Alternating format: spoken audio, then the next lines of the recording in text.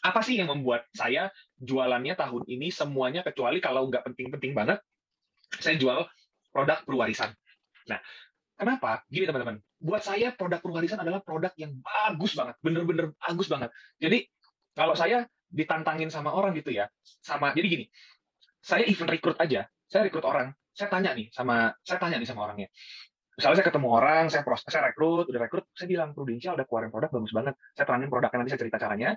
Saya nanya, menurut kamu produk ini jeleknya di mana? Saya siap terima semua jawaban, gitu loh. Nggak ada sih yang ngomong sama saya, nggak ada yang bisa temuin jeleknya produk perwarisan ini. Makanya saya jual ini kuat. Ingat-ingat teman-teman, kita jualan tuh transfer belief loh, menjual apa, mentransfer apa yang kita percayai. Jadi kalau teman-teman nggak yakin bahwa produk ini bagus seperti gitu, ya teman-teman akan transfernya biasa aja. Nah, kenapa teman-teman lihat saya jualan perwarisan kencang banget? Karena saya yakin produk ini bagus banget, gitu loh. Kasarnya nih, mohon maaf, aduh gila. Misalnya ada orang jual Mercy 1M, pasarannya 1M teman-teman. Dia jual ke saya tuh 700 juta atau 650 juta. Kalau nggak ambil, menurut saya kan kayak, ih, duitnya ada ya, bego banget ya. Gila, diskonnya 35%, gimana lagi? Nah, teman-teman kalau mau tahu level belief saya segitunya kemana ke pewarisannya karena itu. Dan alasannya kenapa pewarisan? Gini, kalau asuransi jiwa, saya sih udah survei ya teman-teman ya. Kalau di lingkungan saya, Jakarta, itu kalau orang kaya, mereka ngambil produknya cuma dua biasanya. Kalau nggak jiwa ditambahin terus, ya kesehatan.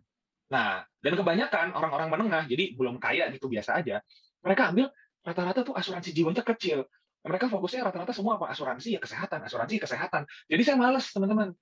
Satu, kalau saya tawarin asuransi kesehatan, compare kiri, compare kanan, tanya kiri, tanya kanan, saya males.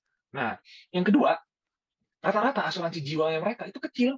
Asuransi jiwanya seadanya, contoh dibikinin produk misalnya di Manulife, di AIA, di Allianz, di Prudential, bla bla bla jiwa 100 juta, bla bla bla jiwa 300 juta. Jadi di mata saya ini semua orang bisa ditawarin.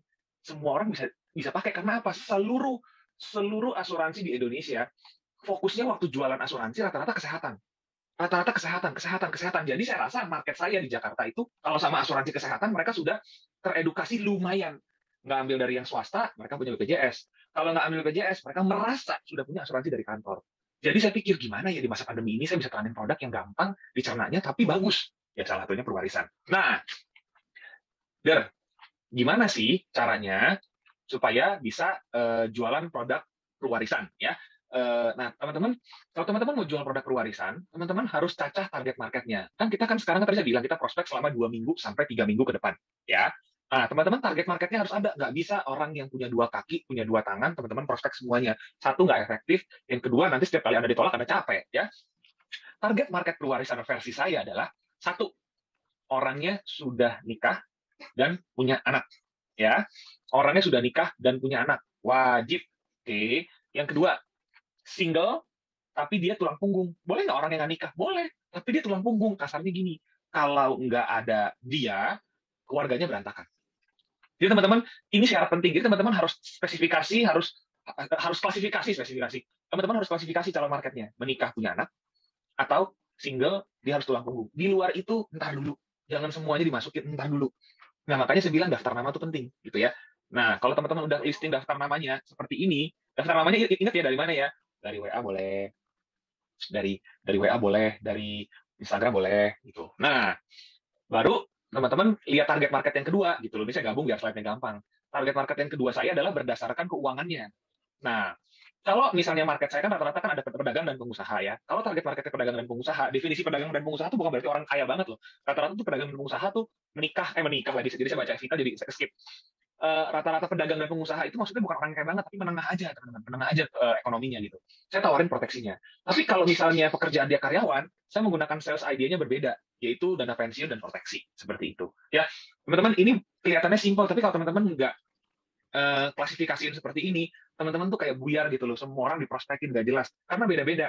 Yang pasti nikah punya anak atau single tulang punggung. Kalau misalnya belum nikah gimana nawarin berwarisan? Terus orangnya biasa-biasa aja sama keluarga. Ya jangan buang-buang waktu gitu loh. Ya, seperti itu teman-teman. Oke, sampai sini jelas ya. Saya next dulu.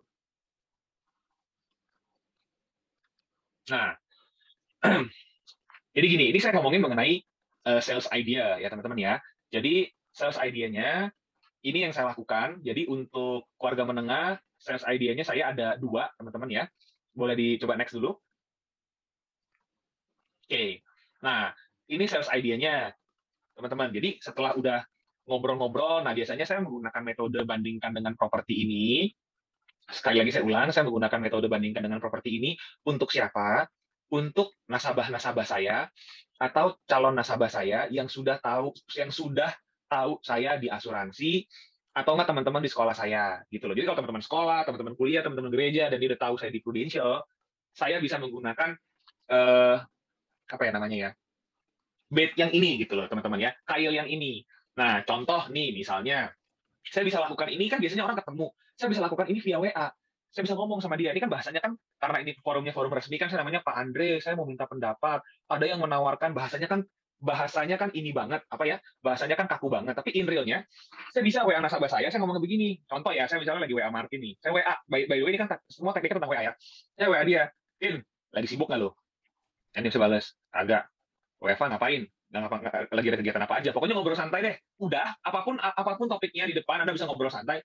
Saya ngomong seperti ini. Tin, gue mau nanya pendapat lu boleh nggak? Boleh, kenapa? Nih, Tin, ada orang nawarin gue rumah. Pasarannya 3M.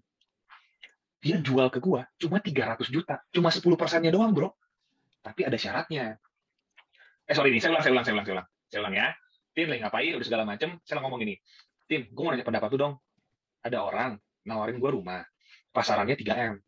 Dia jual ke gua cuma 300 juta. Surat-suratnya lengkap, legal semuanya. Tapi dia kasih syarat. Rumah ini kan gue jual ke lu murah. Rumah ini syaratnya kalau lu mau beli, lu nggak boleh tempatin. Tapi cuma boleh dikasih buat anak lu. Jadi dia cuma mau kasih buat anak gua.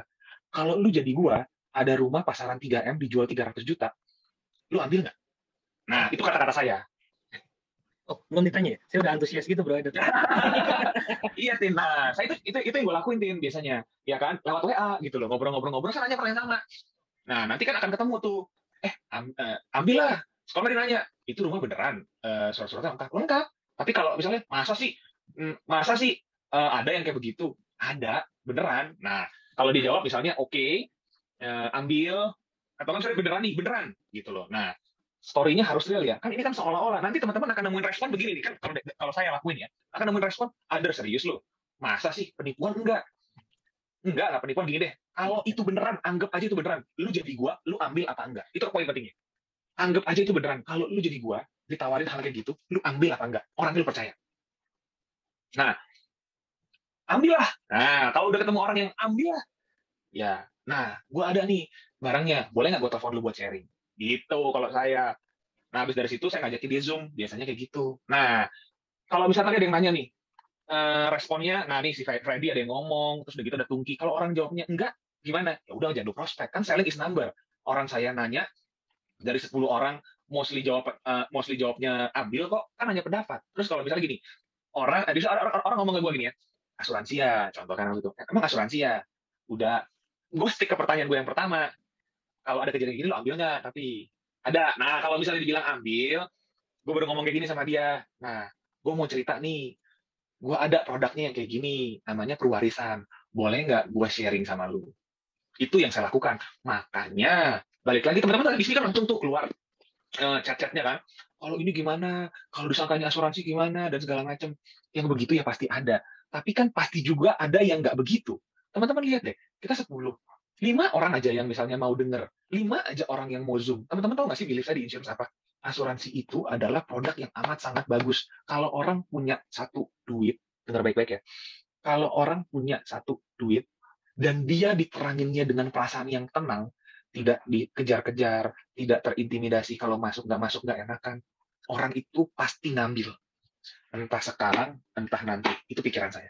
Jadi, dibandingkan saya prospek hari itu, saya mesti ngambil, saya lebih menekankan gimana caranya ketika klien saya, calon nasabah saya prospek dan saya presentasikan, dia nggak ada kepikiran, aduh kalau gue ngambil nggak enak nih, kalau gue ngambil nggak enak, nggak ada. Lu nggak ambil sekarang nggak apa-apa, yang penting lu lihat dengan baik. Karena saya sering banget habis prospek 3 bulan kemudian, 6 bulan kemudian, 1 tahun kemudian mereka ambil. Tapi kalau mereka duitnya ready, langsung. Ini cara saya yang pertama, teman-teman. Jadi saya waktu misalnya ketemu sama mereka, waktu saya WA, ini yang saya ngomongin. Ini sales idea yang pertama. Oke, next, yang kedua mestinya ada. Kalau Safina kan tanya nih sebelumnya kedua, itu kan kalau personal, kalau di grup gimana? Saya tidak pernah jualan di grup. Nggak ada caranya jualan di grup. Saya mainnya kan individual gitu. Nah, yang kedua, kalau teman-teman tadi sistemnya udah jalan, Instagramnya sudah jalan, WA-nya sudah jalan, sharing value dan perhatiannya sudah jalan, ya, itu biasanya ya udah hubungannya sudah enak, ngobrolnya sudah oke, udah nyaman, betul ya? Nah, kalau teman-teman udah hubungan personalnya udah enak, relationnya udah enak, dia tahu teman-teman di insurance juga, saya biasanya kalau lagi kosong, saya langsung kalau mau DM di via IG atau WA, saya bisa langsung ngomongnya begini. Misalnya saya mau nawarin ya, saya langsung panggil orangnya. Misalnya contoh, misalnya Tungki. Tung, lagi ngapain? Sibuk nggak? Nggak. Nah, ini nih yang saya lupa tulis di sini. Tung, kan seperti yang lu tahu nih, bahwa kan kemarin kan COVID merebak banget. Apalagi ada orang pada ngomong nih, amit-amit nih, ada gelombang ketiga segala. Serem banget sih. Dan kan COVID nggak tahu ya, usia muda, usia tua. Nah, karena case COVID yang kemarin, dengar baik-baik ya, karena case COVID yang kemarin, Prudential ada launching produk baru nih, bagus loh produknya. Jadi kalau kita masuk, kita di cover asuransi jiwa. Tapi kalau nggak terjadi sesuatu, semua duit kita dibalikin. Jadi kasarnya kita nitip duit, dapat proteksi. Nggak ada apa-apa, duitnya balik. Boleh nggak tuh, gue sharing sama lu? Lu jangan masuk, lu dengerin dulu aja. Kalau menurut lu produk ini bagus, lu baru kasih tau gue. Atau enggak kalau ada orang yang nawarin, setidaknya kan lu pernah diceritain sama gue. Gitu, teman-teman. Saya ulang ya, kalau teman-teman mau rekam, boleh. Jadi, saya agak beda sama orang. Kalau saya, fokusnya adalah agar orang itu mau untuk dengerin saya tanpa ada kepikiran dia harus ambil. Saya percaya kalau edukasinya masuk, orang pasti ngambil. Saya ulang, kalau saya percaya kalau edukasinya masuk, orang pasti ambil. Jadi saya fokus mengedukasi, saya bangun personal brandingnya saya, sisanya terserah. Masuk nggak apa-apa. Gimana caranya? Yang saya lakukan adalah kalau hubungannya udah deket, jembatannya udah jadi, nggak usah jadi bagus banget, jadi aja buat lewat. Teman-teman bisa ngomong, Tung, ngapain? Nggak sibuk kan? Nah, kalau misalnya dia nggak sibuk, ya kan, nggak sibuk ngobrol-ngobrol biasa, ngomong, tuh, by the way, kemarin kan lu tahu, intinya gini nih, harus ada kasus yang relevan kenapa Anda nawarin dia, itu poin pentingnya, itu konsepnya ya. Nah, saya ngomong, nah, saya tarik napas dulu.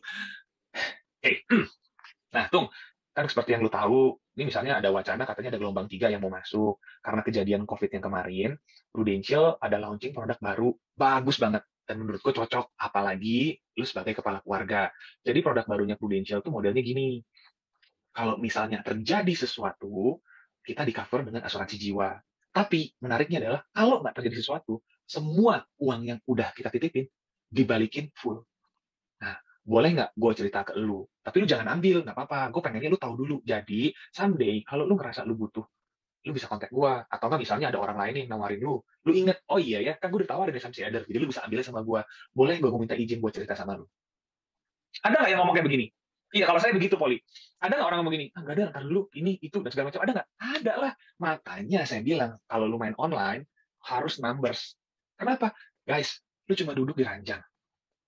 Ya, lu cuma duduk di ranjang, cuma main handphone. Kalau ditolak kayak begitu masa iya? Lu sakit hati, lu lemes gitu loh. Karena gini, kalau online penolakannya akan jauh lebih banyak dibandingkan offline. Kenapa?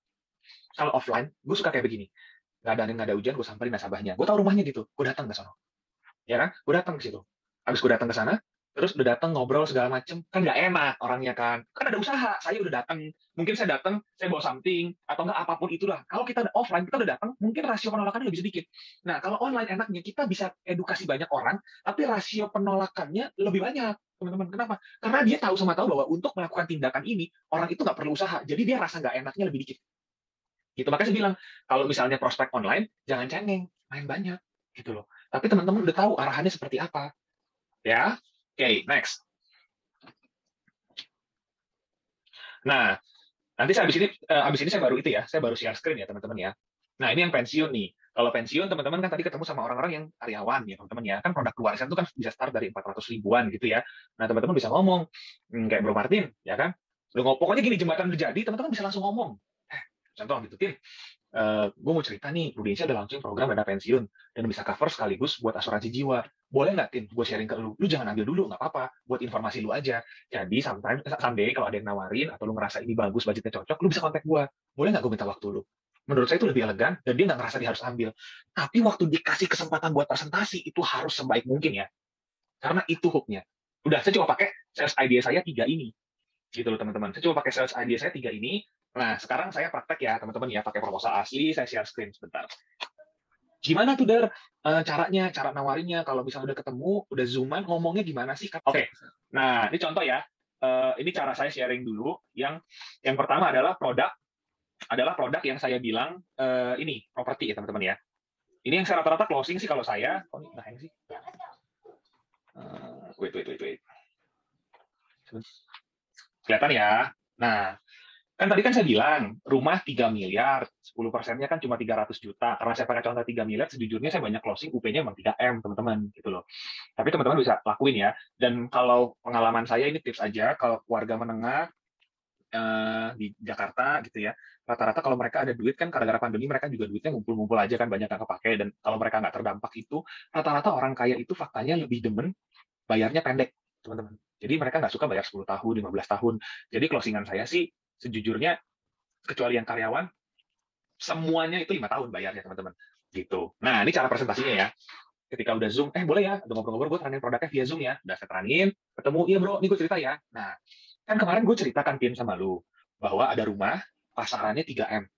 Jualnya cuma 300 juta. Gue nggak boleh tempatin, yang boleh tempatin anak gue, bener kan? Sama, Prudential juga jual produk yang sama kok, Tin. Boleh ya gue sharing ya? Di si Prudential, lu bayar per tahunnya 55 juta. Bayarnya cuma 5 kali. Jadi total duit yang lu store itu kurang lebih cuma 275 juta, di bawah 300 loh, Tim. Dapat apa sih?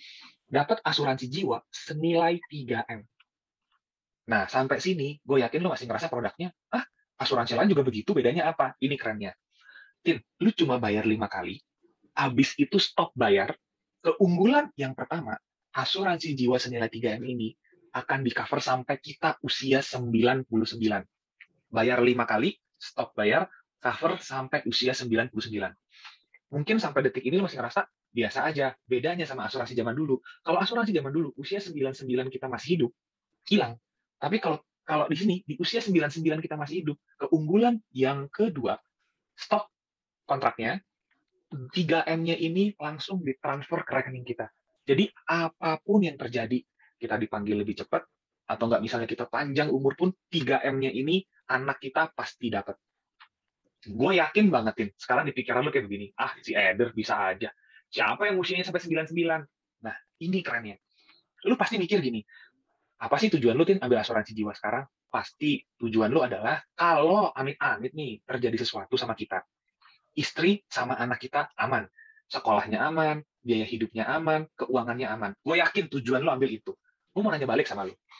Kita punya anak, tujuannya apa sih? Kita pengen nggak anak kita lebih hebat dari kita? Kita pengen nggak anak kita lebih sukses dari kita? Pasti kita pengen. Dan kejadian nih, Tim. Habis lu ambil produk ini, udah selesai bayar 5 tahun, anak kita lebih kaya dari kita, lebih sukses dari kita, dapat suami, dapat istri juga baik. Bahkan karena mereka udah sukses, bukan kita yang support mereka. Mereka yang support kita, mereka yang handle kita. Dan kita mikir, aduh, gue kasih asuransi jiwa juga nggak ada gunanya. Apa ya untungnya produknya buat gue? Nah, ini keunggulan ketiga. Kalau lu ngerasa bahwa semuanya udah settle, lu bisa ambil duitnya. Yuk kita lihat. Seperti yang lu lihat di sini ya, Tin ya. Di usia 35 lu bayar, 36 lu bayar, 37 lu bayar, cuma bayar 5 tahun. Anak-anak udah settle nih. Lu boleh lu, Tin, ambil duitnya di usia 65 tahun. Nah, gue terangin ya tabelnya ya. Tabel di sini ada 2. Nilai tunai yang dijamin, aku gedein buat teman-teman yang baru belajar, dan cash booster. Ada A, ada B. Duit yang bisa kita cairkan, yaitu A dan B. Jadi nanti, kelihatannya di sini nilai tunainya, A dan B. Jadi kalau lu ambil nanti, di usia 65, duit yang bisa lu ambil itu ada 497 juta ditambah 160 juta. Total ada 657. Jadi kurang lebih kalau lu ngerasa anak-anak sudah oke, pensiun lu mau ambil, duitnya ada 2 sampai 2,5 kali lipat dari duit yang lu setor. Kalau lu ambilnya di usia 75, duitnya ada kurang lebih 1,1 M. Itu kurang lebih 3 sampai 3,5 kali lipat dari duit yang lu setor. Seperti itu. Nah, yang terakhir nanti di email ya kayaknya ya. Kayaknya saya jadi tertarik ya. Kita lanjut, Japri. Nah, Dan gue ingat, dan poin paling pentingnya adalah ingat ya, ini banyak banget orang yang nggak tahu. Untuk produk ini dari hari pertama lu bayar, mau tahunan, mau bulanan, dari hari pertama lu bayar dan polisi terbit, hari itu juga kita udah di cover. Dari sini Tin, ada yang mau ditanyain nggak? Nah gitu. Itu, bentar ya, itu cara saya teranginnya, apa namanya, itu cara saya terangin produknya kalau buat teman-teman yang eh, pakai konsep properti atau nggak konsep yang tadi nomor 2 gitu loh. Kalau nomor 2 saya tinggal hilangin bahasa propertinya, tapi cara cara neranginnya saya seperti itu. Nah,